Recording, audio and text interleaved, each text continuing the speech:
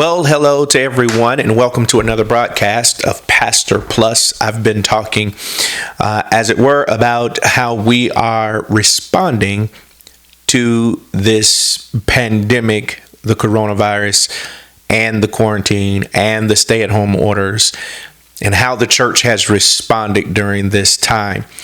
One of the things that I wanted to make sure I outline in this episode is that this is not for pastors who already have strategy.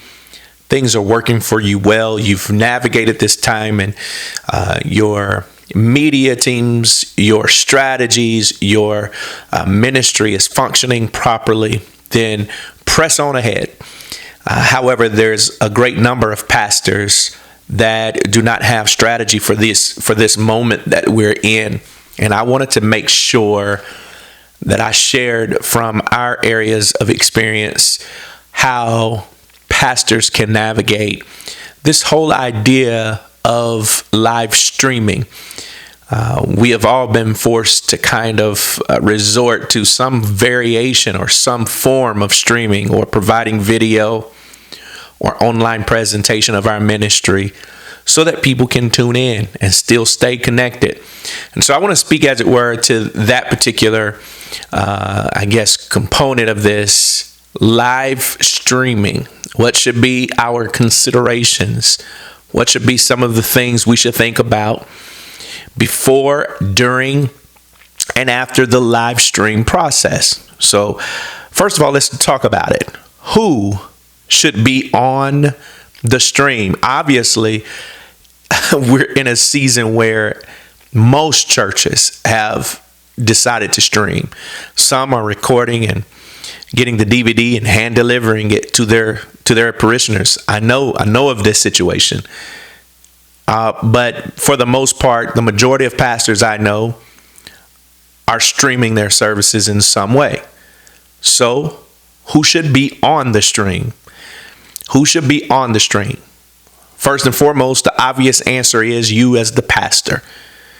You should be on the stream. People want to hear from, see, and connect to the pastor of the ministry. So if you're streaming, the pastor's voice should be primary on the live broadcast. Also, what I call culture bearers. Those who bear the culture, wear the culture of the ministry. You have to be careful in this process here, not to put people in the camera that do not wear the culture of the ministry. Why? That is misrepresentation. If there are individuals who don't share the smile, who don't share the love, who do not embody the intended culture of the ministry, you have to understand people who are looking into that tablet or that laptop, they're only going to see what the camera captures. So be very selective on who gets on camera. If Mother Davis is not a very nice person, we probably don't want her in the camera. When people visit your church in person, they can actually see other things and sometimes get distracted by what you don't want them to, by what you want them to see. If I'm sitting there on the second row, there's so many things in the room I can be looking at and focusing on. But however, when I'm sitting in my living room watching the TV, I'm only seeing what the camera is on. So if you don't have culture bearers on camera, then of course people can get mixed signals. So make sure the people who are being streamed, who are on the camera, are actually culture bearers. And then also, I think another thing that you could think about when we talk about who should be on the stream, you should be streaming those individuals who have the ministry strengths. If your strength is, we're known for a ministry that loves people. You want all of the people who show that love, who embody that love on camera in some way. If your ministry is known for a real intimate worship experience, even if you showcase your worshipers, you've got 3 solid worshipers, some kind of way. Maybe they're in a video and they can embody that. I think that should be on the stream some way. Let's talk about what you should stream. Content. What should be on the stream? What should this 30 minutes to 45 minutes look like? Okay. First of all, the word of God is primary. Jesus said, if I be lifted up, I draw. We are still in the business of drawing people to Christ. So the word should be primary. You as the pastor, if your worship ministry is not at the level that you want to be on live stream or share it on Facebook or blast it all over YouTube, then perhaps the bulk of that 30-minute segment, 26 minutes of it or so, should be just the message. Remember, showcase your strengths. And if your strengths is the preaching hour, the preaching moment, then that's the bulk of that streaming. Then if you have a worship experience, that is good. If your praise team, worship ministry, your choir, it is very, very anointed. It has a professional quality, or even if it's not a professional quality, it has a very anointed quality. Then that's something else that you can stream on that broadcast. Okay?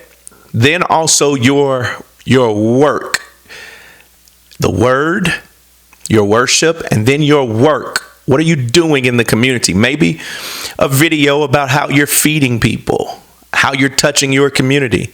Show those initiatives. Those are the three basic components of your streaming broadcast content. Okay? Not only who, not only what, let's look at when. I hear this question all of the time.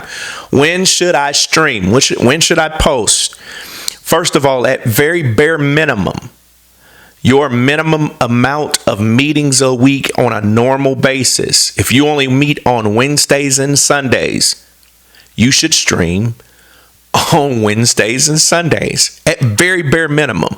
Your regular times, if you're not meeting, your regular times should be available via live stream. Okay?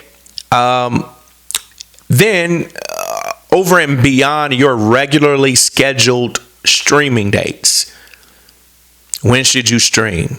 Here's my rule of thumb. Whenever you have something valuable to say, stream it. Whenever you have something the Holy Spirit is giving you to say to your people, go live. So if you've got something valuable to say every single day, go live every day. I don't think there's a rule of thumb on this. I don't think there's a limit on how many times you can go live as long as you have something valuable to say and you can put up quality content. Okay? But at very bare minimum, I think you should stream at least weekly. Whether that's once or twice or week, you be the judge of that.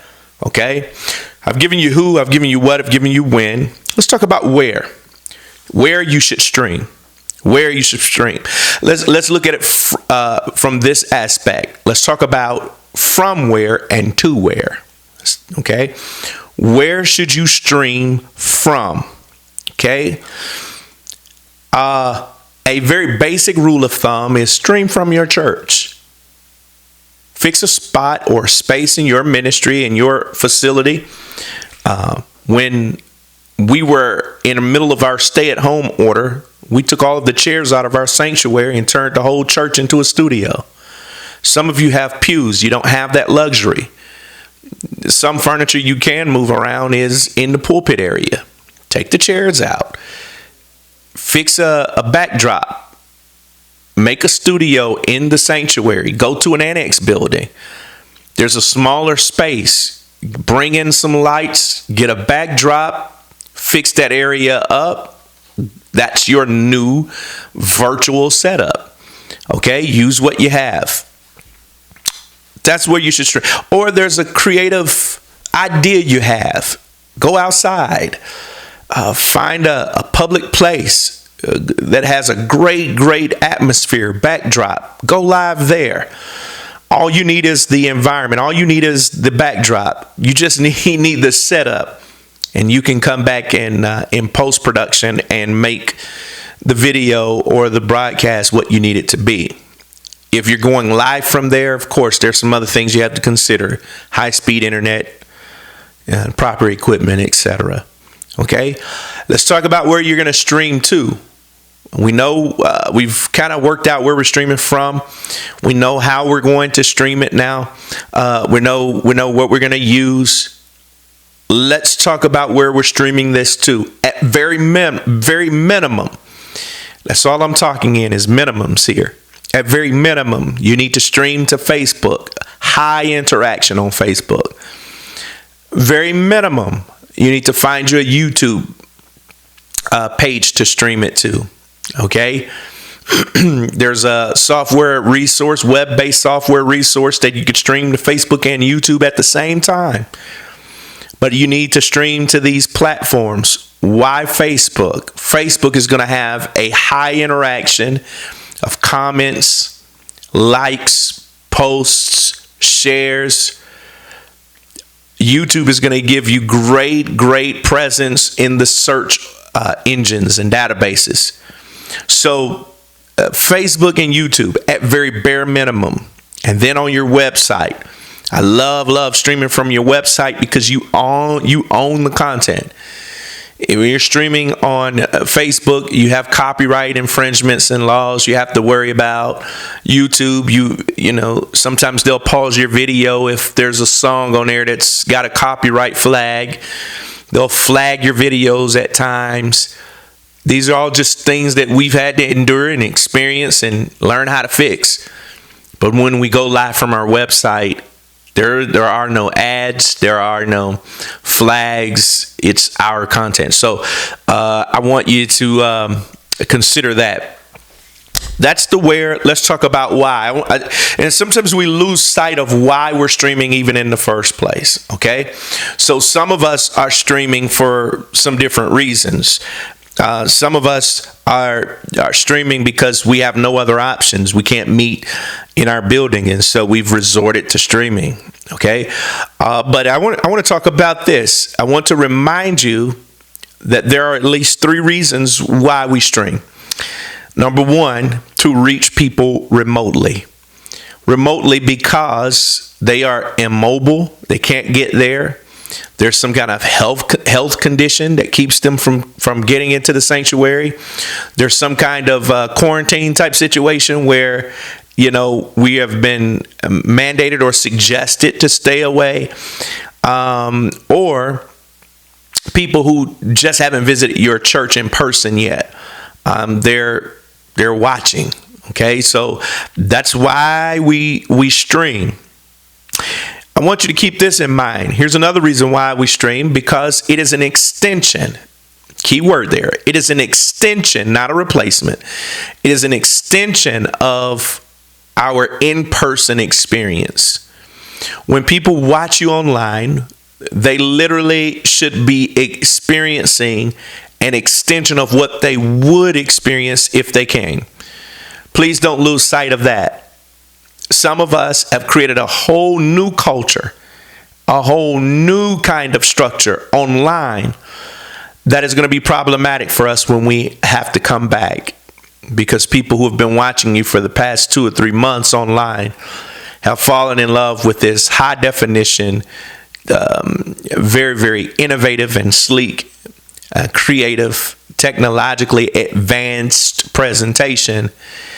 And if my church facility and my structure in person doesn't look and feel that way, people can be highly disappointed because we market it one thing and it's just simply not the truth. Okay, so make sure that as you are streaming, you understand why you're streaming.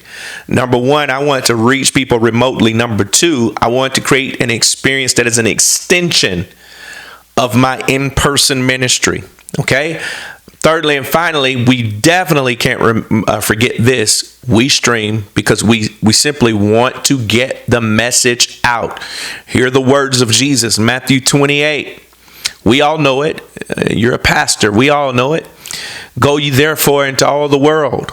What easier way for us to go into all the world than to be on the World Wide Web? We're streaming because we can infiltrate the world at a quicker pace. And so that's why we stream. Okay, finally, how? This is where many of us are going to have some great discrepancy. How are you streaming? Okay, how are you going to stream your content, your sermon, your worship experience? First thing to consider: do I, can I, will I stream it live in real time? Live broadcast. People are able to comment live. Okay, there's a lot of things to consider there. Do I have ample enough internet speed? Okay, do I have ample enough equipment to make this happen? Most computers need a certain specification on that computer in order to stream accurately. Is my computer strong enough? Do I have quality cameras? Is my equipment up to par? Live streaming requires just a little bit more attention. Or am I using all cell phones? You certainly can use cell phones. What are the issues in and around the cell phones? Signal drops, delays in both the audio and the video, the inability to zoom with a clear picture. Yeah. There's several setbacks, as it were, when we talk about using cell phones and mobile devices for my streaming broadcast. Nonetheless, that may be all the pastor or the ministry can afford. There's certainly nothing wrong with it. Do it. But remember, what you brand, what you put out, is how people are going to look at your ministry. If you have a huge following already and your people who have been there are following you and they love what you're doing, you have no problems. You have no issues. Listen, you're probably not going to have an issue either way. What my concern is the people who are potentially going to come to your church, the people who haven't experienced your ministry in person yet, the people who haven't even visited your church yet. When they come to your church versus when they can visit another church. Now you can sit in your living room and visit about 12 churches per hour. Think about that. So the same way you would say if somebody came into your church building in person, what about our ministry would make people come? What about your live streaming experience will make people stop scrolling and listen to your broadcast? I can tell you right now, if your internet is slow, if your video is pausing, if your camera quality is fuzzy, it's going to affect the amount of time people stay on that broadcast. Okay? Another thing you can settle as it relates to how you're going to stream is this going to be live or am I going to record it? There's certainly those of you who have some limitations in internet speed, you have some limitations in staffing, and you don't have the team to do all of these live broadcasts. Some of you pastors are rocking solo. You're doing everything. I have to record it, and I have to take that video and do something with it. I get it. If that is the case for you, perhaps you should consider recording. When you record the video, take your video footage. It's going to have a much higher quality if you record it on your phone. You know, you can use most of the newer phones, iPhones or the Notes, whatever phone you have. Most of the phones are now shooting or recording in 4K. You take that video footage. You have ample lighting. Maybe go purchase some lighting or do your recording in daylight. Open the windows up and sit right by the window. Get that light in there.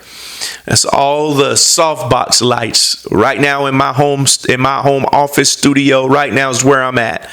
What you're seeing is softbox lights, but I only have 2 of them on. My third light is my window is open. Okay? And that's all of these lights are doing, is simulating daylight. So maybe you should consider that. If I don't have the budget to buy lights right now, Sit by a window and put your backdrop right in front of the window. Now you just created a studio with lights, okay? These are all just some tricks I've learned over the years, okay? If you record that video, you have a much better quality. Now you take that video and now maybe pay someone on a retainer fee a week to edit your footage and send them the video. It'd be much cheaper than buying equipment and trying to find some team to manage all of your live stream broadcasts. But with the recording, you can also afford to mess up because you can always edit it, take it out, and maybe put another video in its place, or you can cut to some B-roll. So many options when you record. And maybe that is a consideration for you. Okay? Then the other thing to consider, are you streaming by yourself or do you have a team? If you have a team with you, opens up an array of possibilities. Okay, if you have someone who does post-production, if you have someone who's responsible for the lights, another person is responsible for switching camera angles, and another person can give you a monitor so that you can see lyrics. Another person is there helping you keep time. I mean, if you have a team, your possibilities are limitless. However, if you're like so many of us are and were, you don't have a team. You're by yourself shooting all of this video. Keep it simple. Record the video, work at your own pace, make use of every resource you have. Who, what, when, where, why, how to stream has been the content in this particular broadcast. I do pray that this is blessing some pastor who is just having some dry moments right now, trying to figure out what to do as we all are pastoring in this pandemic. Listen to me.